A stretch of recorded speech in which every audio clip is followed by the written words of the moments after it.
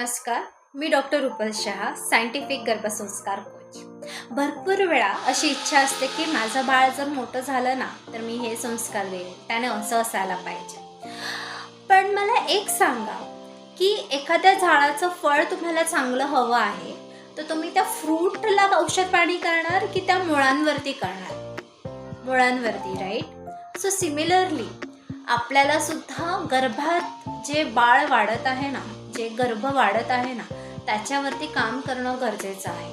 तेव्हा जाऊन जे बीज आपण पेरू ना फळांच्या रूपामध्ये ते दिसणार आहे. सो गर्भसंस्कार हे नुसतं धार्मिक मंत्रोपचार, नुसतंच म्युझिक ह्या गोष्टी नाही आहेत. गर्भसंस्कारमध्ये त्याहून पलीकडे भरपूर गोष्टी आहेत. यात आम्ही हजबंड वाईफचं बॉन्डिंग आहे, यात आम्ही बाळाची ब्रेन डेव्हलपमेंट कशी होणार आहे, एखाद्या आईला ज्या विचार वाटतोय की तो विचार बाळामध्ये कसं आपण रोपण कसं करायचं ते आपण दाखवतो. गर्भसंस्कारमध्ये एक extraordinary efforts for extraordinary baby हे तुम्ही घेऊ शकता.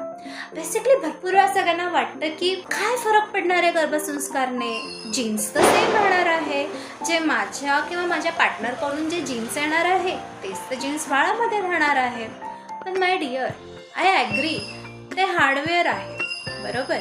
पण सॉफ्टवेअर तुमच्या हातात आहे ना, त्याला डेव्हलप कसं करणार, त्याला तुम्ही कसं प्रोग्रामिंग करणार, कोडिंग कसं करणार हे तर तुमच्या हातात आहे. सो सॉफ्टवेअर जसं तुम्ही कोड कराल तसं ते रन करणार, जरी हार्डवेअर किती काही असलं तरी, राईट. आणि त्या हार्डवेअर आणि सॉफ्टवेअरचं तुम्ही मिलन कसं चांगल्या रीतीने करता हे तुम्हाला गर्भसंस्कार शिकवते. हे जे तुमच्या पोटात आहे ना ते तुमचं भविष्य आहे. आणि फक्त 5 ते 10 मिनटं जर आपण रोज देऊ शकलो ना बाळाला तर आपलं भविष्य आणि आपलं पुढचं लाईफ हे नक्कीच बेटर होणार आहे. सो ही एक इन्व्हेस्टमेंट आहे, हे खर्च नाही आहे. So invest for future. All right.